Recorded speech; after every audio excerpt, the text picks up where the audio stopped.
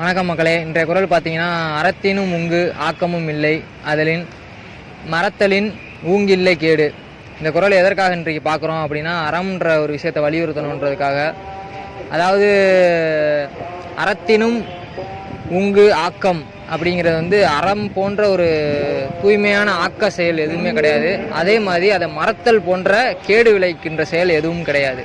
இப்போ அறம் அப்படின்றது நான் இதுக்கு முன்னாடி ஒரு வீடியோ காலில் சொல்லியிருப்பேன். உண்மைன்றது தான் அறம் அப்படின்ட்டு. இன்று திருவள்ளுவரோட விளக்கமாக அதிலே இன்னொரு அரண் வலியுறுத்தலில் திருக்குறளை அடுத்து தொடர்ந்து வர்றது என்னன்னு பார்த்தீங்கன்னா, அழுக்காறு அவா வெகுளி வன்சொல் இன்னா சொல் அப்படின்னா, இன்னா சொல் இது நான்கும் இழுக்கா இயன்றது அறம்.